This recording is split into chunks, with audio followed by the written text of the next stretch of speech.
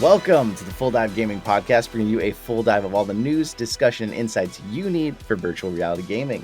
Our podcast is brought to you by Asterion Products. They're a top-selling company on Amazon. They design amazing VR and AR products. Check out their Asterion or a VR headset stand if you haven't.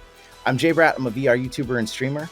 And I am Nat Bratt, a VR enthusiast who enjoys being a cat in VR. We have two long-awaited special guests this episode. We got DScruffles and Stratus from the Ruff Talk VR podcast. If you haven't listened to them, you got to check them out. For our listeners who haven't heard of you guys, you want to tell them a little bit about yourselves? Yeah, so we're a father-son podcast team. We've been going since, May 2021? Just over a year. Yeah, a little bit over a year. Since we launched, we've kind of upped our production schedule quite a bit. We're at I think 120 episodes, something like that. So we've been... Nice. 1 or 2 episodes every week. We usually the format we try to do is we like to review either an official game on the Oculus Store or an App Lab game. Keep it mostly Oculus Quest. Actually, pretty much all Oculus Quest. So either an App Lab or an official game. And then, the second episode a week is usually either discussing news or 9 times out of 10, we're interviewing a different developer. Yeah, the father-son niche was definitely, we knew we were going to do a podcast on something someday. We've been gaming together, obviously, as a family since you were 2, 3. I had you with the mouse. And then the Sega Dreamcast and then PlayStation. And everything in between. And when VR dropped, we were both like, this is it. This is definitely where this is the future of where we see gaming anyways. It's something we always were hoping we'd see in our lifetimes anyways. And it's something we can do together. It was kind of a no-brainer. Like you said, we had played around with the idea of a podcast for a couple of years. We were like, all right, we like MMA. So it's do we do a podcast about MMA or UFC? There's a lot of those. You do a podcast about news or politics, it's easy to lose your entire friends and family in a week. Not good to do that. So it was what do we do a podcast for? So we always wanted to do it, didn't know exactly what to do. And then, like you said, we got the headsets and haven't looked back. Yeah, that was all of our discussion. So it kind of became a no-brainer. That is really awesome. And I've got to say, I think it's the first time, I guess we had Theron from the Scuttlebutt podcast, but first time we've had a full VR podcast guesting on the show. So it's really cool. For those of you out here who made it here because of your Ruff Talk fans and you don't know us, our podcast is here to keep you up to date in the VR realm.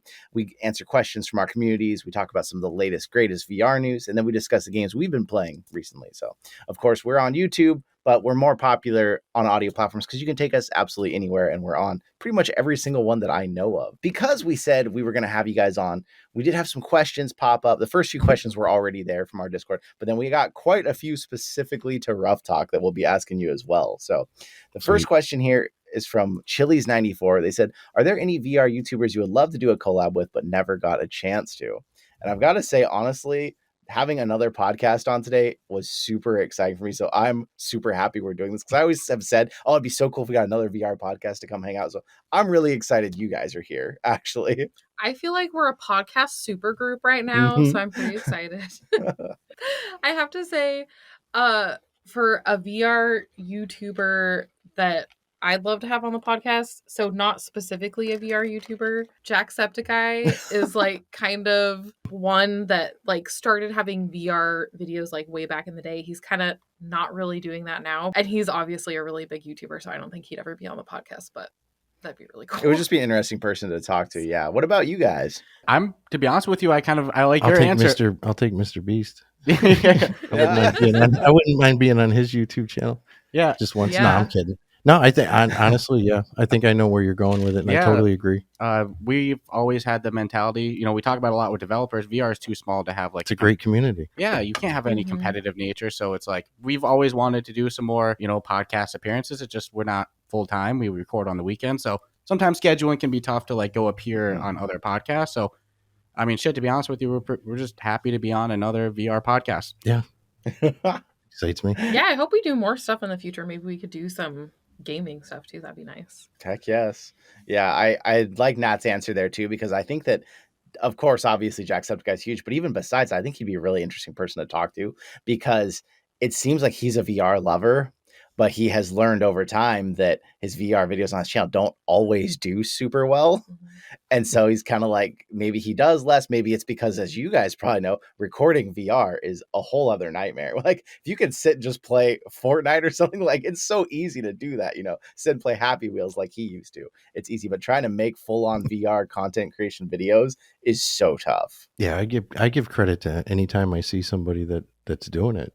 Because it's like, Mm-hmm. I know the amount of work that goes even into just audio programming. It's like, we've said it before on the podcast, an hour worth of content is easily 12 hours worth of work. It's not as simple as just, and that doesn't even count the actual, play time of a game or, some little bit of research you have to do on a company or such. So, and this credit kind of expands to everybody involved in VR, not just content creators. It's like, content creators choosing to go with VR as either a podcast topic or your YouTube channel. Like you said, you're not picking the most profitable thing. And that goes to developers too. It's like, you could go do a shooter on a console or a much more popular, subgenre that's proven, but you're taking the chance, you're going to VR. That goes to sound designers, the composers, everybody involved in VR they're not doing it for the money. They're taking it's a risk. It's a passion. Yep. And something you got to love or you wouldn't do it. But I think everyone doing it right now in any capacity, they're risk takers because anybody could take an easier route to content creation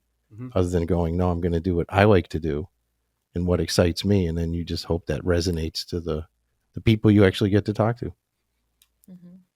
Yeah. Oh, I'm so excited that we're all talking today because we're all like VR enthusiasts. We always have VR people, but yeah, I can feel the excitement and love for VR from you guys. So I'm really excited. This is going to be great. If it's not on my head for a couple hours, if I'm not killing my battery once a day, I feel like I've majorly screwed up.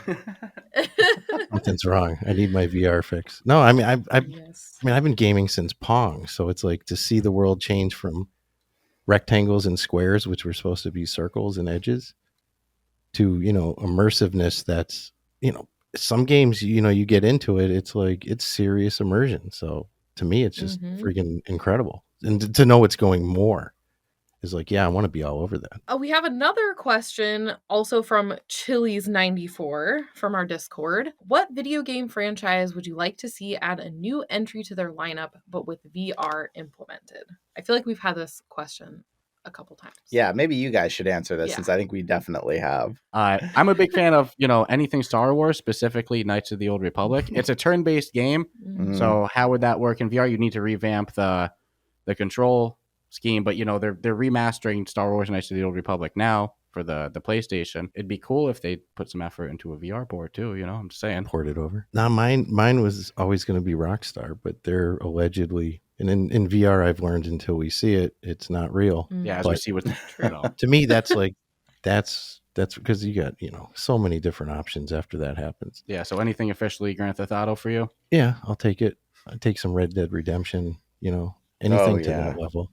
And then and I'm talking, not for PC VR or anything, but for a Quest. Come on, that I've been holding out for. But even some activity from EA would be nice. They put out a good product, EA Sport product. But I'm really wanting a Rockstar product. That's my final. Yeah, I fully agree. Yeah, when they said Grand Theft Auto San Andreas was coming, I was like, this is it. I've got everything I want. That between Resident Evil 4 and that, I think Mario 64 is like the only thing left that I'm like, come on.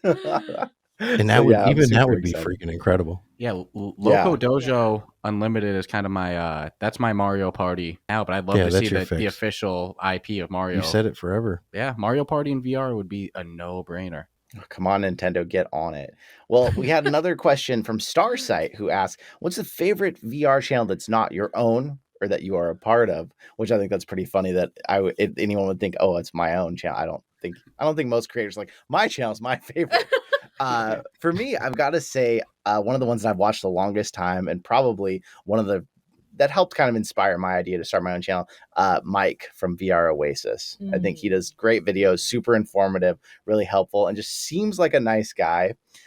So I think that's probably been one of my go-to channels for, several years now, even before I started my channel. I agree. that is the full dive answer, apparently. So how about the Ruff Talk answer or answers? That is great. I might piggyback his. The problem is that we own them all, so I don't know how we can pick any. No, I'm just kidding. That is a funny worded question. Just have some fun.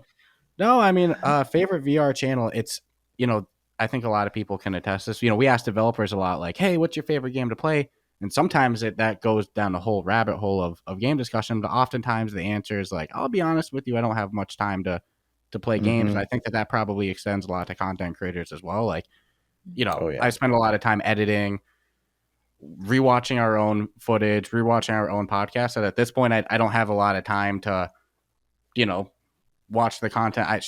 I'm so far behind on all the TV shows and stuff that and the podcasts that I listened to before we started ours. It can be hard to go find, other content to watch. But for favorite channels, I'd say anybody doing long form content.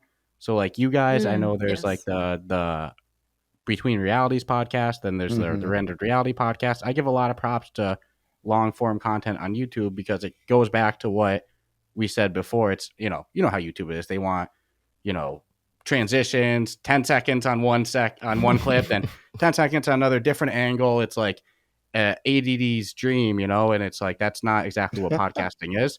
You referenced it to before, and the same thing for us. Most of our following is on audio podcasts. You go click on our YouTube channel. There's 200 followers. There's more than 200 people who listen to the podcast, but YouTube and podcast, unless you're Joe Rogan, it's not the best mix. Yep. So I give props to anybody, just saying, screw it. I'm not going for what's making $1 million. I'm just going to put my long form VR content on YouTube anyway. Mm-hmm. Yeah. I could steal that answer, but truthfully, in a lot of my spare time, I'll kind of listen to like things off topic. I mean, there's even situations of games that I won't look at screenshots for. I don't want to hear no news about. That's how you are with Red Matter 2 right now. You refuse to even look at the... I'm telling him how good the graphics are. I'm like, look at this trailer. He's like, I'm keeping it 100% organic. Delete it out of my... Oh, crap. It's not later in the podcast that we're going to talk about that or anything at all. No.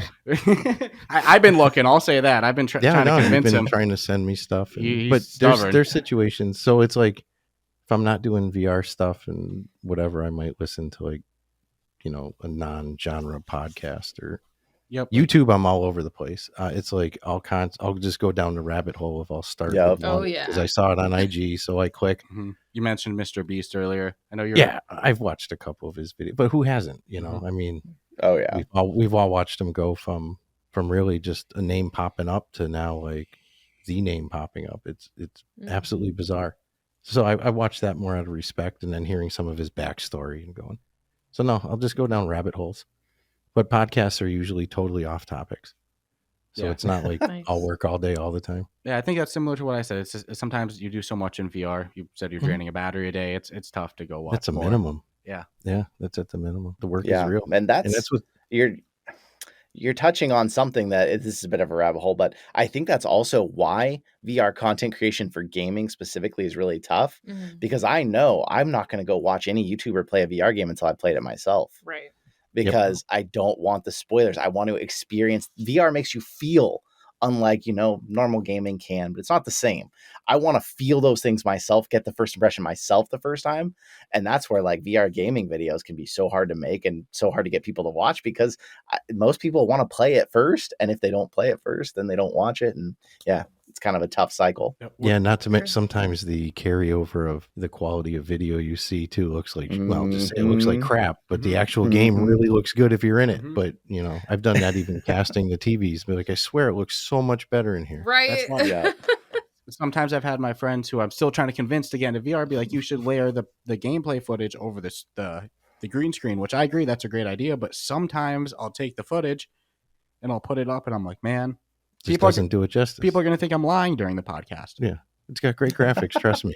Yeah. Look at this glitchy looking thing. So and I'll say kind of what you said before. It's like, yeah, a lot of people do like to build their own opinion, but I feel like for us that are content creators, it's even worse, because you never want to be that person who's just parroting the hive mind of what everybody's saying. And it's impossible to not be influenced if you watched or. So it's like somebody said something, now you play it. It's one thing if you're a consumer, that's okay, but like, you don't want to just parrot the same thing the last guy said, because hey, you are biased now.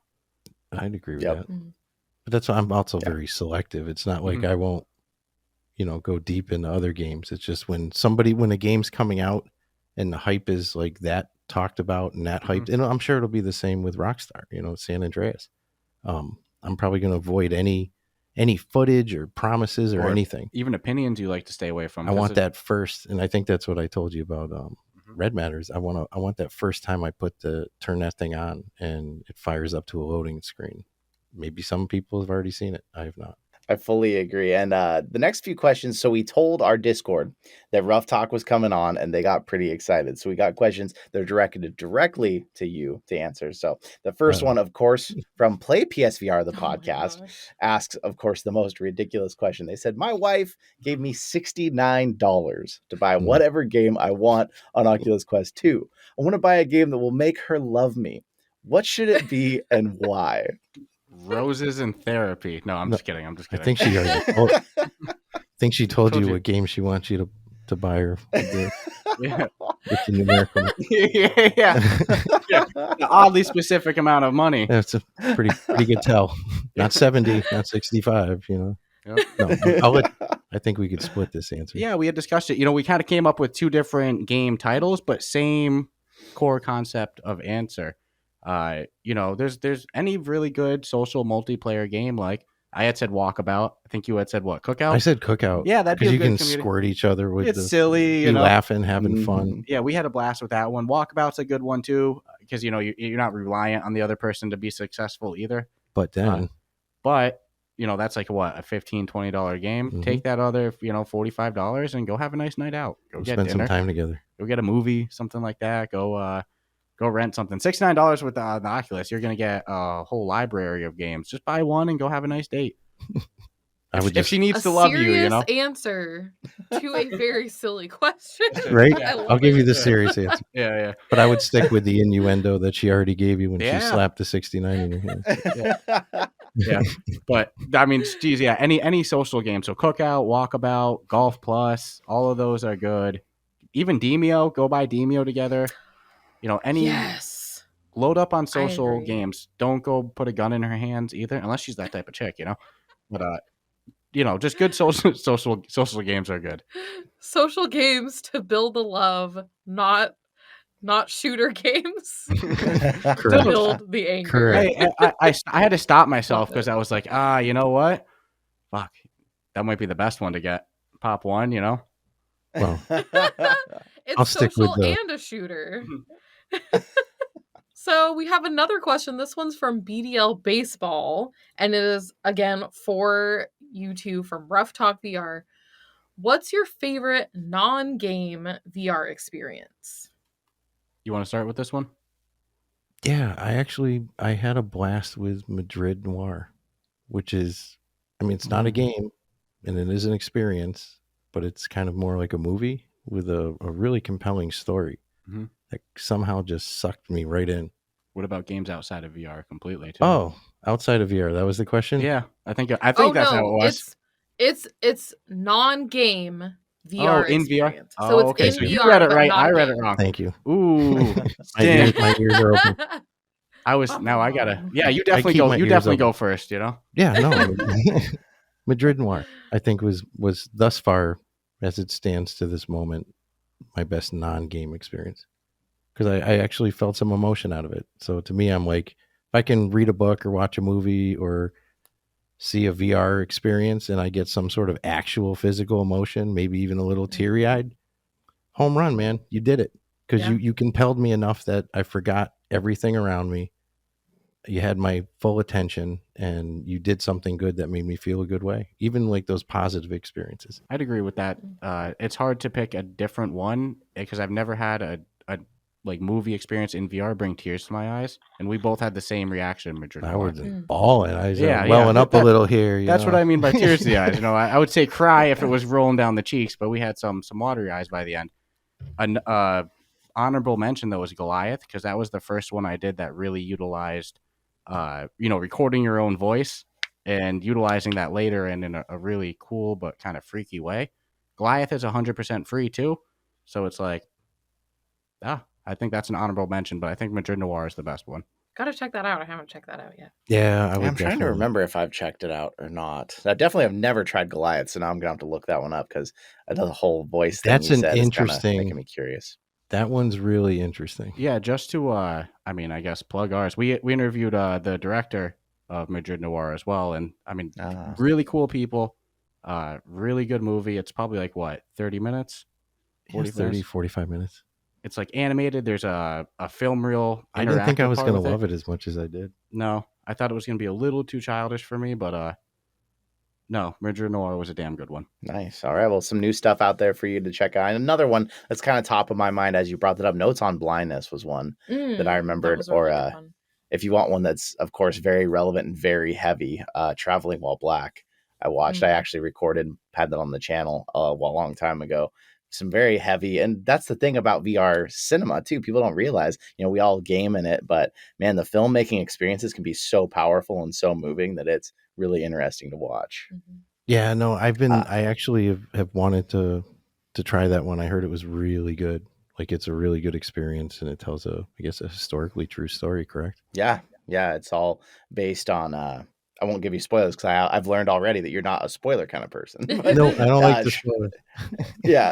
No, it's definitely based on some very real life events, so I'd recommend checking it out. So we got one last question specifically for you. Shave Dog on our Discord, big sports fan, says, what is one gamer experience that is currently missing from the VR landscape that you think could open the floodgates to taking VR truly to the consumer masses? And in Shave's opinion, of course, it's having dedicated 360 cameras at all venues and sporting events. So we're talking, the Super Bowl, we're talking soccer, we're talking always having 360 cameras so you can just hop in and watch your favorite sports. What do you think is going to bring VR to that next level, though? I am already on board with what he's proposing, that why you can't sit ringside at a fight and have better seats than you could if you pay. And I'm telling you, I think I even mentioned for a couple of sporting events, I would probably pay more than the ticket value for a sky seat, for a VR seat, if it was, and like he said, I'm not a huge sports fan. Mixed martial arts probably it. And then of course I watch the World Series and the Super Bowl like the rest of the world,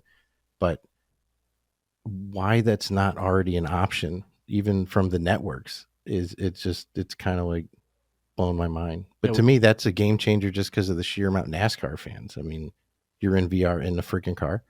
We've seen sitting next to him. Yeah, exactly. Looking at them, being like, holy shit, I can't, getting sweaty because you're going 200 miles an hour. But it's limitless. And that's the sports population in itself is so massive that it would really only take one to launch it off because what works for one, they all do. You got cameras that fly over the ceiling. We got cameras that fly over the ceiling. It's just the way it is. Yeah. I think that it would be cool if it was more like private than like, when they do the concerts and they try to load up everybody and at the same time, and then it gets glitchy and stuff like that. I just want a private room. So like, instead of, because that was the issue that happened with, what was it during the Super Bowl? They had the live concert and everybody tried to hop in and it crashed. It's like, I don't need to see 1,000 other real people. I just want me or maybe a buddy. That's it. Yeah, we have different limits, but getting it exposed to the masses with that ability, because now you're turning on also, a whole bunch of people who probably never would have put VR on, but it's like, well, Grandpa likes his sports, he really wants to see it. Like, it's a no-brainer, almost like pay-per-view revenue at that point. Yeah, totally. No, I've been screaming that off air a lot, that like anytime I see a sporting event, I'm like, I just don't get it. Just one freaking camera. Even this is your only option. This is where you sit, courtside for the basketball games. Yeah, I can't disagree with that. I mean, every other experience I would say is on its way. I mean, Grand Theft Auto theoretically is in development, and hopefully that's still looking good. And then there's All On, right? I'm so nervous. Then there's All On Board. We talk probably once a month about wanting board games, but now there's a board game coming. So in theory, so everything that I'd want is on its way. I guess the sports is definitely the best answer there. I can tell Stratus has been burned many times, like I have. The king of pre-release on Steam back in the day. You said it before. You've been around since Pong. Yeah, I've seen some disappointment. I've learned that promises don't mean results. Until the game is in front of you on your screen, whether in VR or on a monitor, it's not real. Yeah. So we'll see. Too true, and sadly something we're actually going to be covering in today's news section. But before we talk about all of your VR game news, we got to tell you about our sponsor. If you hang out the podcast and you don't know them by now, Asterion Products, they make the Asterion Aura VR headset stand. You can kind of see one in the background over on my shelf if you're here on the YouTube channel. But if you want one, you can go on Amazon, code FULLDIVE10, all one word, is going to give you 10% off. Make sure you check them out. But Nat, you've got some painful news for us about VR, don't you? Yes. Speaking of not getting your hopes up until a game is on your headset, Ubisoft has officially canceled development of Splinter Cell VR, which was announced back in September 2020 as a built for VR version of the early 2000s stealth action games. Along with some other game cancellations and delays, Ubisoft is reportedly working on cost-saving measures to allow more money to be allocated for bigger projects. So Assassin's Creed VR, for example, is still set for release, but we'll see what happens with that. So with all the discussion we've already had about being sad about games being canceled, what are people's thoughts on this one? Was anyone really excited to see Splinter Cell in VR? Yeah, I definitely was. I loved when it first came out way back in the day. I was like, this is a neat strategy. I mean, they were really like the first to do that stealthy kind of stuff, and you had cool night vision. So I mean, and what's crazy is I didn't think it wouldn't come out. Yeah. So yeah, I'm a little shocked. I chuckled when you said they're working on bigger projects, because it's like, name me something bigger than VR at the moment. Currently. So what bigger project do they have that's going to replace dropping Splinter Cell? Resident Evil 4 remake was pretty big. I can't imagine Splinter Cell, if it was well done, would be any less. It's got a good fan base. Yeah. I mean, it's probably a love it or hate it fan base, but it was still a fan base. I mean, the aesthetics were always nice. The sounds were always quality. So it's disappointing. I would just really like to know what's the big project that you killed this project for. I wonder if Ubisoft is just having some financial difficulties at the moment. That's what it kind of sounded like. And at least, I mean, they did cancel Splinter Cell VR, but at least Assassin's Creed VR is hopefully still going to be released. And at least they didn't cancel all VR projects.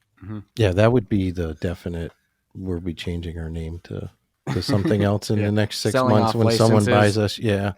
But no, I mean, and they could even do that. They could just let someone else hold the license. But obviously, I don't disagree with you. They're probably struggling a little. But one would have to also say, where are they putting their money? If they're putting it in the desktop and PC only, then they're eventually squeezing a squeezed lemon already. Yeah, and I mean, you've got a new market. It's a growing market, so it's not a dead market, and it's not a decreased market. So you need to make the investment in it for the future to be sustainable. Because I believe there's going to be a day where what's the point of Xbox or PlayStation if I can play it on my headset anyways? It's just a matter of getting to that point. Well, what's really weird though is so I was a much bigger Assassin's Creed fan than Splinter Cell personally, but in terms of gameplay mechanics, I mean, I think Assassin's Creed will be harder to do in VR because of how reliant it is on the amount of parkour and climbing everything. Jumping off anything. A big thing about Assassin's Creed is the graphics and the historical references. Maybe that's the big project. All the revenues going into Assassin's Creed. It's just, I feel like Splinter Cell would be the easier franchise to do in VR than something crazy like Assassin's Creed on the Quest. What? I don't know. Yeah. We'll see what happens with that.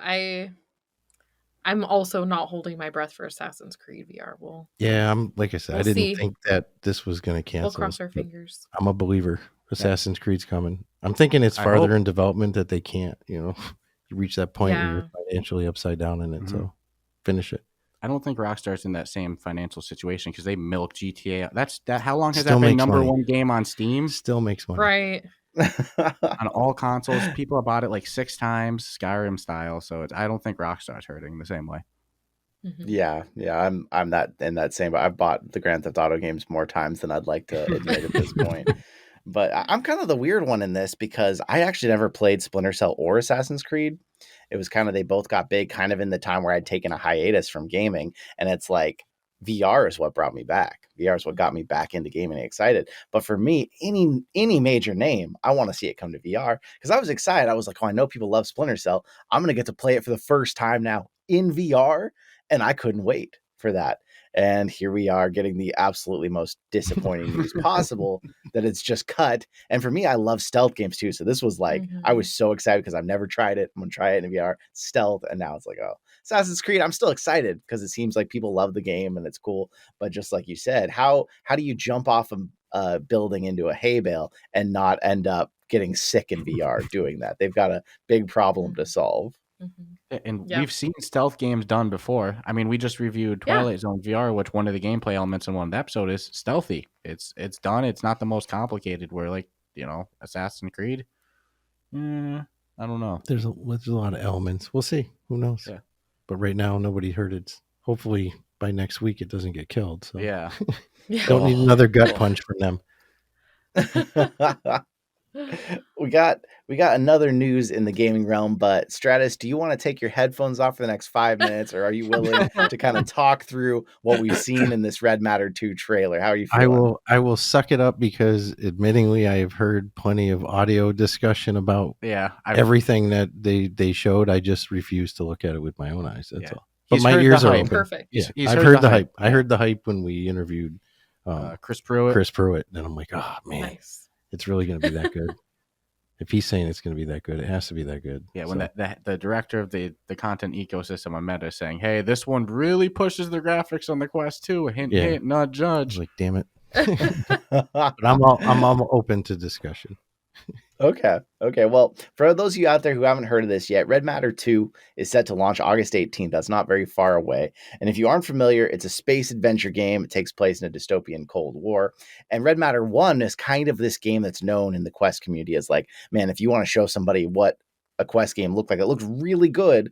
Red Matter 1 was a game that a lot of people used for that. So now with Red Matter 2, they've dropped a video on YouTube. It's a technical showcase showing off what the graphics are going to do that are powered by the Unreal Engine. And I've got to say, like, seeing the video, it's only like a minute and a half long. So if you haven't seen it out there and you're listening to this and you're okay with a spoiler or two, I'd say go watch it. But I mean, you're talking particle reflections, ray tracing. There's a part where they have like a bottle of vodka and they set it on top of like a tablet or something. And then they wiggle the tablet and you can not only see the water wiggling, but you can see the reflections from the room through the water, changing the lighting inside of the water, which is probably the moment in the video that I was like, wow, there's a lot of detail put into this. I mean, there is a part that shows off the new optimized metahumans and there's like a person's face talking, which probably was the part that I was like, okay, that's still no game. Even like the Quarry that just came out, no game still gets mouth movements right. There's just too many micro muscles in our faces to get that perfect. But it's definitely looks like it's going to push the Quest 2's graphical capabilities probably to its limit.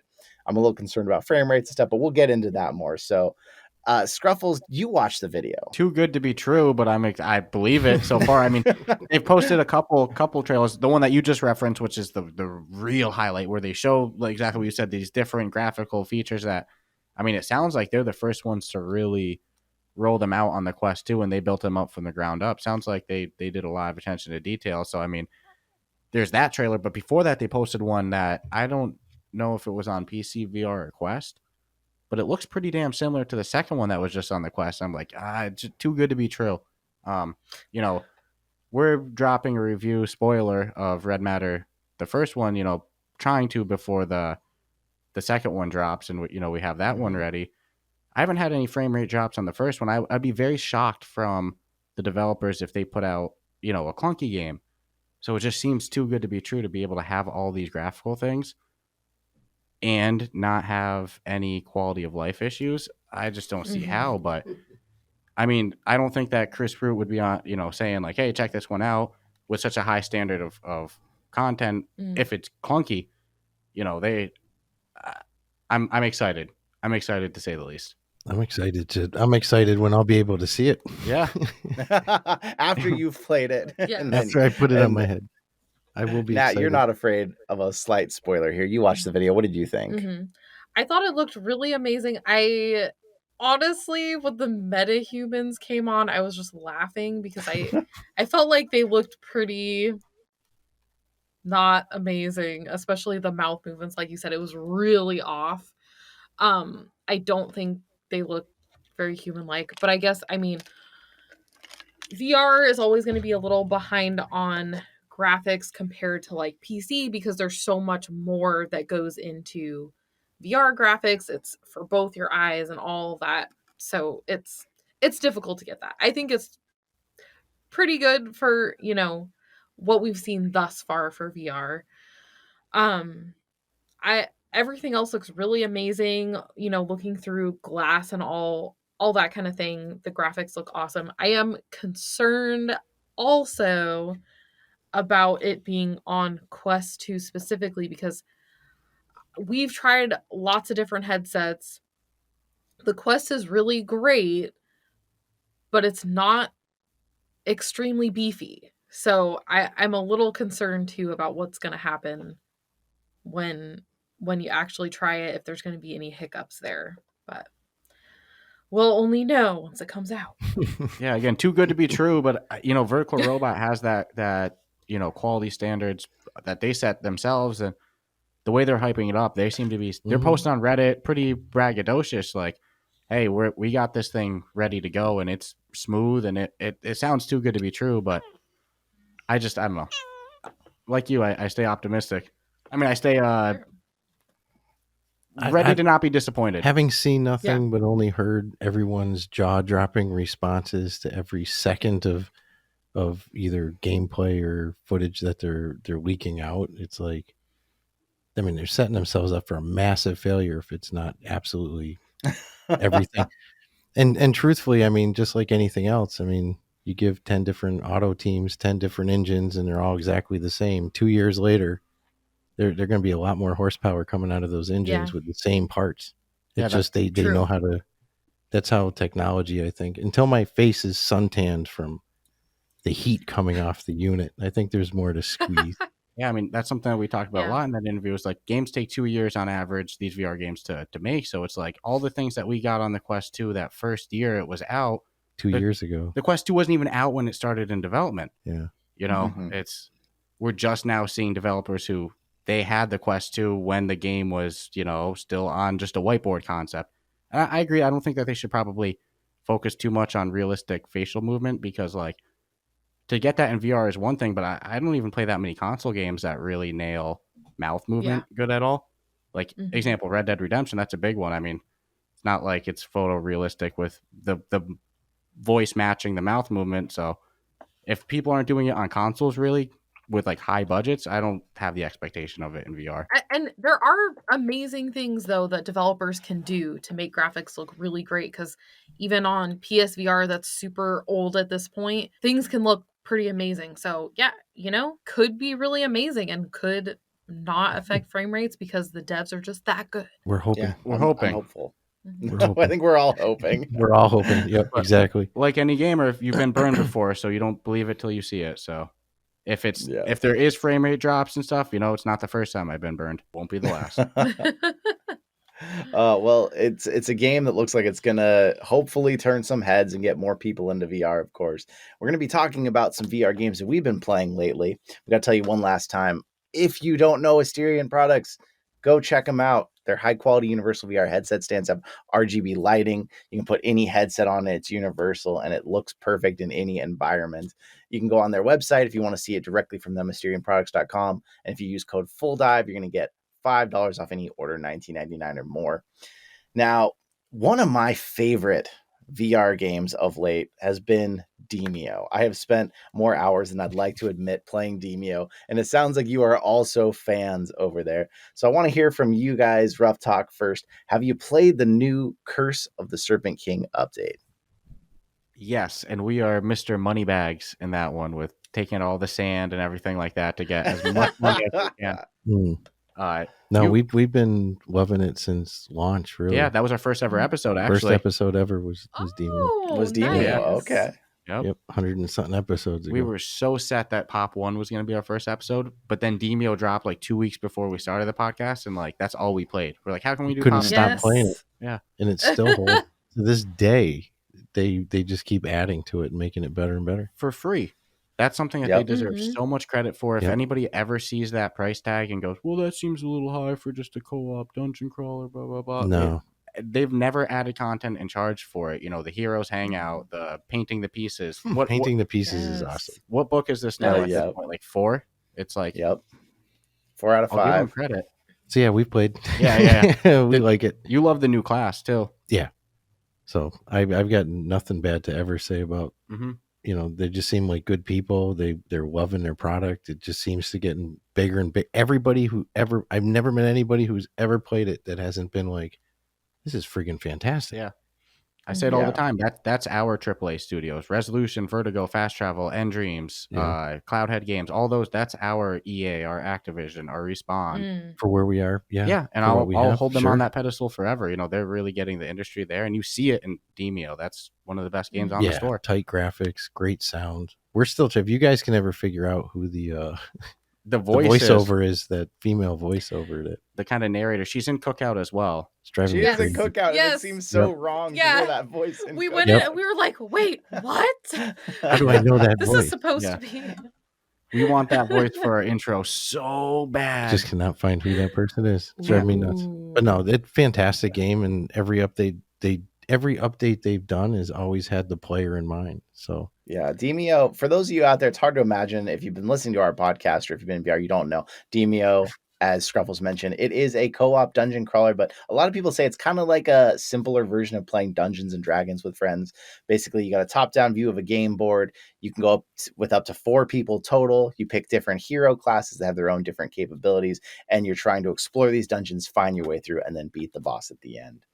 And it is so much more than the sum of its parts, though. Like, I don't know a way to describe Demeo that makes it as good as it is. I'll tell you guys Ruff Talk here. I've told this story on the podcast before, but basically my story with Demeo was I'd heard about what it was, and I never play games like this in real life. I was not ever going to get this game.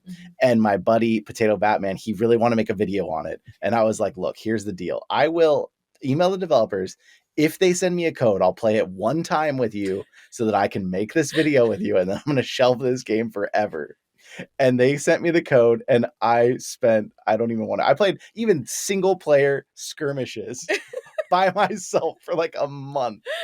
I was obsessed with this game, and I felt so guilty for having like not wanted to buy it that I like gifted several copies to people because I just felt so bad that I like stiffed the developers in that way. But I was the biggest turnaround story on what I thought Demeo was. So those of you out there who are like, I don't play board games, I don't care about this kind of stuff, you might want to give Demeo a try. It's so good. It's so good. It's amazing. Yeah. Do we want to talk about the specific things in the update, like the new playable character? That's what I call it, a playable character, but I don't know the class and term. Yeah, the new class. And you can now play with 2 people, and each person can play 2 of the classes. So you can get a full roster even with just 2 people. Yeah, that's a really cool and stuff. Well, Ruff Talk, why don't you kind of tell us what were your impressions, because you've played it a lot. It sounds like this new update. Some people said it was a little easy, they thought, but they still really loved the new storytelling. What did you think about it? So, you know, we put in some hours in it. As you can tell, we probably, by my next statement, we don't put in the most hours in it in comparison to some people. I don't find it too easy. And I'm actually, it seemed like before this update, it followed the trend of, they call like each new dungeon, I guess, a book. So it seemed like every book was getting harder than the last one. For me, I'm glad to see a more moderately difficult one, and it wasn't too easy for me either. So I don't think it was too easy. I'm glad that we're getting like another one that's more on par with book 1 in terms of difficulty. And Stratus over here loves the new class. I stick with the Guardian the whole time. I got to try anything that they put in, but that's why having the ability to play 2-player and be multiple. Yeah, I think that was our number 1 request when the game first dropped, along with save features, which they've since added. But because you play multiplayer before, each person can only control 1. It's 2 people just trying to do everything, but only controlling 2 pieces. It would make sense for each person to be able to control 2. And now they added that, so that's huge. And I definitely don't think it's been dumbed down to make it too easy. You laughed right away. But our play style is to go into every square inch of whatever dungeon we're in. So we're not going from We like like to do that too. key to door. It's like I want everything that can possibly get all that gold. You gotta get Mr. the good Moneybags. cards. Yep. But I've always described Demeo as, and I think someone actually gave me a little slack, but it's holding true, is like Demeo is what I wish D&D was, and then more people would play D&D. Like I think the complexity of the whole setup and all that, it's just D&D diehards will kill you for that statement. But in my head, when I play it, I'm like, does not endorse this. This statement is solely on his own. No, and it's like, because I played it back in the the it can 70s, be a lot and to it's get like, into. damn, it's so much work, and you got to remember all this stuff and dice and all this. Where And Demeo, you can jump in, you can try, you can figure out, and mentally you don't have to picture like make believe battles. And if anything, it might actually be simple enough to get somebody more interested in those complex, like classic D&D and stuff. There's a little training wheel. That's all. Yeah, and it's just so awesome. Like, I haven't heard from anyone that they don't like that you're like looking at kind of a game board, and I mean not really a game board, but kind of, and that you're not like in it like doing the battling yourself, but it really immerses you so much in the story that I don't think it's necessary to like be in it and be like actually attacking, for yourself. You're not swinging a sword yourself. Yeah. Your character is doing that. Nope, but the game pieces, totally love it. They're animated. Yeah. So it feels like you're seeing a game still. It doesn't feel like you're just playing a board game in VR. Yeah. And they do good with the amount of controls, like for, zooming in or zooming out or rotating the board. And I mean, you have pretty full function. Yeah, I don't think every game needs to be this first person. I mean, this game's first person just in general. I don't think everything needs to be a first person hack 'em slash 'em shooter to be enjoyable in VR. Like, even Eternal Starlight, it's a third person real time strategy game in space. I loved it because it proved that you can do that in VR. And guess what? I sat down the whole time. You can even use hand tracking, Same thing with Demeo. You can play with your flat screen friends. For people still in the last generation, they can go fire up on the computer and join you in VR. So it's some cool stuff coming from Resolution. The new class, I think we referenced that they have like a dog that follows you that gets stronger as you kill things. Yeah, that's the best. They have sand that has enough ratio of dropping gold that we still destroy it all, but sometimes they drop scorpions and other enemies. So some cool new stuff. The maps, I like the difficulty too. So nothing but props on this new update. Yeah. And then there's the dude, I don't know, I don't remember what his name is, but there's the dude that you can like trade cards with. Oh yeah, those are new things. Yeah, there's a guy that's like, he's got a shop and he's looking for these golden scarabs you try and find. You can sell them to him. There's now, instead of always only finding chests as point of interest where you get cards, there's like a little potion stand that you can now discover throughout the level some more. And if you get that, everybody gets a potion, which is usually a really good card. So it's kind of forced you to want to explore more for those people who actually just moved quickly through the dungeons. It's so cool. And I love how it looks too. It's like this desert environment that just looks really cool and is like has all these new things. Like I love the sand where you're like, you don't know what you're gonna get. It's just so fun. Risk and reward. I feel like we should go around really quickly and say what our favorite class is. What your favorite class to play is? Yes. Yeah. We already heard Guardian. Guardian for Scruffles. Stratus, you said you try everything new, but what is your go-to if you have to pick? I'm always an archer. Always. Nice. Archer, ranger, whatever the game calls for. But for some reason, I like the that line of sight is ruthless. Yeah, it's ridiculous. Yes. So that's always been my, until they upgraded with new characters and Demeo especially. That was always my go-to. No deviation on that one. Jay. For me, it was the hunter, the archer for a long time. Although I do really like the warlock now. I've been playing around with that. I love the Kana, your pet. If it's a dog or a tiger, whatever it is, I love that. But you have to have a strategy with that one. There are some characters that you can go in and just brute force your way through. That one, it's a little complex to play. And for me, who never played these kind of, class level board games, it took a lot of learning. But I do like the warlock a lot now. Matt. My favorite is the assassin. I love all the catchphrases like, let me open that vein for you. And just like the power, like you do that backstab and you can be like the the brute force. You can sneak around. No one can see you. You can get all the gold for everyone. You can kind of sneak off from the group and still be safe. So, but then just backstab, getting all those like high level enemies. So the assassin is always my go-to and my favorite. And when I play another class, I'm like, oh, I miss backstab. Backstab. Yeah, I think the assassin's underrated too. Yeah, like you said, Played well, it's a game changer. Being able to go off on your own just a little bit and still. But you really got to time each round pretty well for the. I just like being able to heal 4 shield every. Oh, your guy's a brute. I'll just move myself in front of an enemy. A tank. You come in behind with the ranger. I just eat the damage and you shoot them from a distance. Field day. Oh yeah. Yeah, and it can also depend on like the combination of classes that you're playing and stuff. That's what we've seen a lot for different the different books or the different dungeons.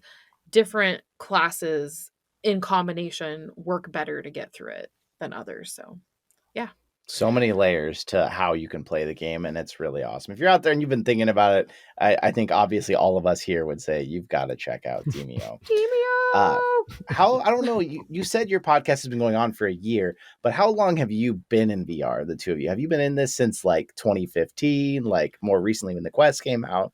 When they dropped the Quest 2. Yeah. I've been an onlooker. Like pretty much the day they dropped it, that's when, because we were debating whether to get a Quest, but then the rumors of the Quest 2, so it was just a simple matter of let's hold off 2 months and we'll have so pretty much release a Quest 2. Yeah, I'll never forget my sister's boyfriend just got a Quest.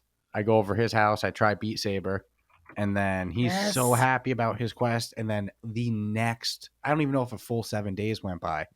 Officially, the Quest 2 dropped, like the announcement of it, and he was so salty. He was like, "I would have waited."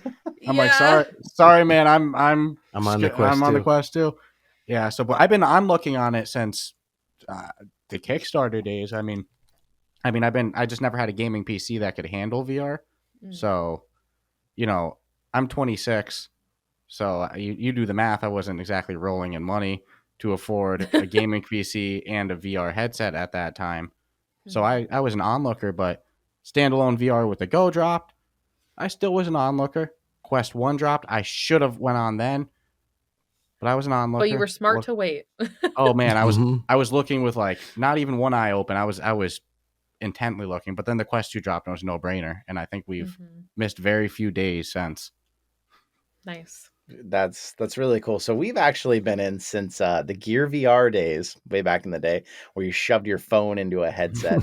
But interestingly, there was one game, because we both got free Gear VRs with our phone upgrades. There was one multiplayer game that we played together by Cortopia Studios called Wands on the Gear VR. And basically, this game, Wands, you're a wizard or a warlock or whatever you are, and you have a wand in your hand that can cast spells, and you're in an arena against the other person, and you would have to turn your head because it was a Gear VR. You didn't have a controller on this back then. You'd turn your head and face the person, and then you'd shoot a spell at them, and it was really cool way to battle. And we loved this back in 2015, I want to say, when you were playing this. Well, apparently the same studio has come out with another game now, and you know about this game, Ruff Talk.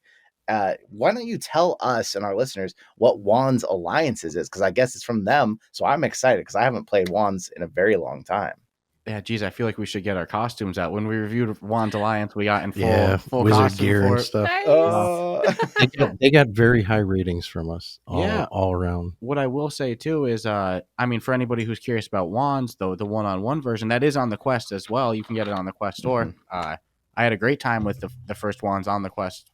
But Wands Alliance is where it's at. That's a 3v3 multiplayer one. So we've been doing me, Stratus, and our friend in real life, Caleb, who is, he's not on the podcast, but he seems to be a wizard at any game we pick up. He's like... Well, he always picks the character we don't want to be. Yeah, so he's the healer in that game. It's the truth. Yeah. Props to him. He takes the role of the healer, which we didn't talk about this on our podcast review of Alliance, but... the healer is the underrated beast in Wands Alliance. But so it's 3v3. There's 3 different style classes with 2 characters per class. There's like a more like attack heavy one, a more tank heavy one, more defense oriented, and then the healer. So 3v3, you do the math. It's single elimination, or you have this thing called an Omega that you have to try to like plant it into the other side's team if you're the attacker. And then after 4 rounds, it switches. Now you're the defender, and you have to try to stop them from doing it. But same battle concept as Wands 1. You're shooting different spells. Each class has different types of spells it can have. You customize your loadout. But pretty simple. It's 3v3 combat with almost like a plant the flag type gameplay element, I guess you could say. No, I compared it to like Counter-Strike. old Counter-Strike. You're just planting a bomb and the other team defuses the bomb. But fast action, you need some really good teamwork if you want to have any, like, you want to be good at it. Great community, no problem finding matches. Yeah, even the young crowd that's on summer break right now is still kind of good attitude after throwing a good solid ass whooping your way. Yep. Or when we we have a really good win rate. That's probably the one game that we play that I think we're the best at. We love Pop 1, but we don't win a bunch of 14% win rate. A lot of losses in there. Versus Wands, like 80%. Yeah, Wands we're doing good to the point that we've had some friendly little trash talk and scheduling a match against the publishers and the developers of it. So the publishers is Beyond Frames Entertainment, and it's made by Cortopia. So the way it's looking is that we're going to face the CEO and 2 developers of his choice. You know what? He can pick whoever. Ooh. And then we're going to throw him a whooping. We're just ironing out. Hey, I'm not actually thinking we're going to necessarily beat the developers. We played developers in some I don't know. You've been talking so much smack, dude. Well, I'm trying to I'm envisioning the most massive beatdown I'm ever going to experience in a video game, and it's going to be because you're doing a lot of trash talk on the developers. Let's be real. We played Loco Dojo against a developer. Got whooped, but it was kind of competitive. It was actually decently competitive. We played Bocce Time. We got whooped, but it was decently competitive. So you're saying we're inching closer. We're definitely a lot better at Wands Alliance than we are at Bocce Time and Loco Dojo. No, it's a great game. I've actually enjoyed it a lot more than I think they're on vacation in Europe. Yeah. It's like things are hot. Are they really playing VR? We're practicing. We're running strategies, It's our time to shine, baby. I think we got this. Oh my gosh. You've sold me. How do I buy tickets? I want to see this now. Don't bet money. Are you Don't streaming bet money. it? Are you going to stream the game? No, I'm quite sure that the developer is going to stream it, and we'll record it and we'll post it, and nice. We'll try to do some friendly banter and talk with them. The thing is that there's like a minute break in between games, so I'd ideally like to do a best of 3. So at the most we get kind of like 2-3 minutes to talk to them. So I'd like to do another podcast interview with them in the future separately, but I think we really got to do this match. I think it's come to a head. Nice. Maybe sometime we can get the podcast super group back together and you guys can play against us. We have one more host, Lipnox VR. We can see. We haven't played it yet, so you will definitely whoop us. But we played old Wands. So super we got fun. the It could be the old crew versus the new crew. Oh, that'd be fun because we got our third. So we got our third. We can do Wands anytime. Yeah, that one we can pull off. If you guys have it, we're gonna set this up. Find which class. What I'll say is honestly, they give you level ups pretty quickly, so you get unlocks all the way up to I think level 18 or 19. Yeah. And every class has different unlocks it can get. So my last unlock, it was actually at level 20. I got a sentinel, like a turret you could put on one of the lamp areas because it's teleporting movement, which I usually hate, but it works really good for this game, and I don't think it would work otherwise. Just play through, get to level 20 quick, find your favorite class, your favorite loadout, and then just run strategies from there. It's hard to really commit to a strategy when you still have more to unlock, but they're pretty generous with the rate of unlocks. Mm-hmm. Jay is an amazing team leader, so don't oversell me. You are. Whenever we play Demeo, he's always like, okay, this person over here, this person over there. Yeah. I think you need to have everybody on the same page of at least understanding I'm going, because there's 2 different spots you can place or defend the Omega, A or B, Alpha Bravo. You can't just all split up and assume that you know what's going on. You need somebody or at least 2 people communicating and saying, hey, let's all go B. I'm going to go plant it on A. I see one person here. You need that in that game. Otherwise, you're getting smoked by 8-year-olds. Well, my next question was going to be about the mechanics. You started to touch on there because old wands, you teleported from point to point. You had a button where you could duck for cover because this was a 3 degrees headset. This wasn't a 6 degree. You couldn't just actually duck. So, like, you said you're still teleporting. How big are the arenas? How much space do you really have to move around? And is there like a cooldown on teleporter? Can you just instantly jump point to point? How does that all work? 3 different maps, right? And they're pretty freaking big. I'd say they're pretty average to what you'd expect for, it's not like you're gonna be teleporting 20 times to get to a spot or. No, but there probably is a total of probably like 20 or 25 different lamp spots. Oh yeah, throughout each. Yeah, you're just teleporting from lamp to lamp, but there doesn't seem to be much of a cooldown because I'll double fist. I'll teleport to one lamp with my right hand and do it again instantly to my left. The only thing that's, because you use the word instantly, just to clarify, it's not an instant teleport. It's not like you point at the lamp and you pull the trigger and you instantly go. Spider-Man teleport. Yeah, you see this this line shoot out. And then once it hooks, then it'll kind of like teleport you over. So there's not so much a cooldown, but the quickest you can do it is probably like 2 seconds. It probably takes, would you say, maybe a second, not even. Yeah. Sometimes how long it actually is in competitive games is hard to gauge because you're worried about getting shot at too. So the map size is pretty generous. There's 3 different maps, and there's things to hide behind and duck and stuff. Just be careful because not everything that you think will protect you will fully protect you. Yeah, the shrapnel type situations, we'll say. If you can see through it at all, that means magic can get through it. Okay. Gotcha. Strategy and teamwork will definitely win you in that game. Are you physically ducking if there is an actual barrier? Yeah, you can actually move, but if and you'll see it coming at you, but certain projectiles are going to cause additional damage whether you're hiding or not. So even if you hide, you're still going to take a little chunk of damage.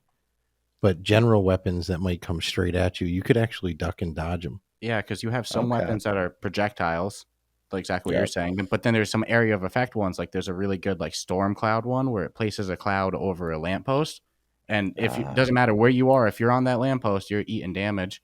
Then there's turrets that you can put on lampposts that occupy that as well. So there's a good variety of spells that you can't just duck and dodge everything, but it definitely does play a factor. Nice. That sounds really cool because original Wands was similar. It had a lot of the same ideas, but you were 1v1. And so what I would do is I'd try and like get them in their position. I'd be in the next one, and the one they would teleport, you could like drop the storm cloud there. So basically pin them in place, and then you could be just attacking them and they had nowhere to go. So it sounds like now you're doing the same thing, but you're doing it with the whole team. So, can you position your 3 people around one person to get them quickly taken out? It sounds like a lot of thinking and teamwork is involved in this. So I really like that. And placing the Omega is big too. So it's not just kill all of them. So it's depending on, a lot of the kids seem like they're just obsessed with kills, but you kills aren't how you win. Yeah, you can win without killing anybody. Or our favorites, placing the Omega, then killing all 3 of the people before the countdown's done. Because after you place the Omega, it has to stay for 45 seconds, which is a long time in a game like this. Yeah. Long-time defensive thing. Well, it sounds really cool. I'm excited for what you've got coming up with that. And speaking of what you've got coming up, a lot of our listeners here, they obviously love VR podcasts. And if they don't know you, this is first time hearing you, tell us, obviously, where can they find you? What have you got coming up? This is just your time. Tell us all about yourselves so that everybody out there wants to come over and listen to you too. Ruff Talk VR. That's, I guess I'll spell it so somebody doesn't type in the word like extra RUGH. Yeah, it's RUFF. And then talk in VR and rough. Yeah, exactly. Like a dog rough. Our podcast producer, Reggie, who's the official podcast pooch, he's usually in shot. He's taking a nap on the other side of the room, so I'll leave him be. Yeah, rough like a dog. So Ruff Talk VR. Again, father-son podcast, just reviewing Oculus all Quest. social media, TikTok, YouTube. Yeah, that's Facebook. That's the name on Facebook.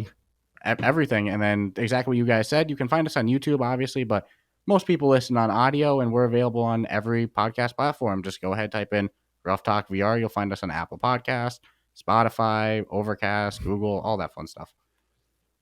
And then we have official subreddit. Yeah, I mean, we were talking a little off air. You said hey, on Reddit. Yeah, we have official subreddit server. So go on Reddit, type in Ruff Talk VR, and I think we're up to like almost 250 people now. So it's nice.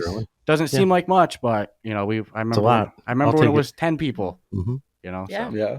day by That's day. huge for a VR podcast subreddit. I mean, that's Yeah. big. So yeah, that's really cool. Got a Discord server too. We got the Reddit and Discord's a lot of fun. We got a couple good members who keep us on our toes. They count the amount of times we say 100%. Shit. Things that we might be saying too much. Yeah, there's one of our members too. Things too much. He'll take some memorable moments. So the subreddit's a lot of fun. Some game meetups, all that stuff. Nice. Well, that's really awesome. Obviously, whether you're here listening or whether you're on YouTube, we'll have links in the show notes or the description so you can make sure and get straight over there and find these guys right away because we've had a lot of fun here. If you know us, we have our Discord server where we get our Q&A questions from, so come on, check us out there. You can provide suggestions on what we do, who we talk to, who we interview, all that. And if you want to take it a step further, of course, you can support us on Patreon, which actually is pretty much covering our production costs at this point. So everything from our amazing sponsor goes towards equipment and everything else that we can do to make this a better experience for all of you out there. I just want to say one more time, thank you so much, Ruff Talk. This has been super fun and awesome. No, I had an absolute blast. I appreciate it a lot. Yeah, and Asterian's very good. We actually have their stand as well, so I'll give them. I highly recommend that as well. That. Smiled when you were saying it. Yeah, we love Asterian so much. All of our like little blurbs for Asterian are very genuine because we're like, oh, Asterian, they're great. Yep, no, they're definitely legit. They always support and help us any way we need. So yeah, we really like them. Hey, if you're out there, if you're listening, remember you can come see the Ruff Talk crew here on YouTube. Of course, if you're on YouTube, you can take us anywhere, and apparently their podcast as well. Take them anywhere you want to go. Rate, review, and subscribe both our podcasts if you have the time and you love us that much because it means a lot. And we just gotta say, if you're thinking about VR, and what is it time? It's time to just dive on in. Dive on in.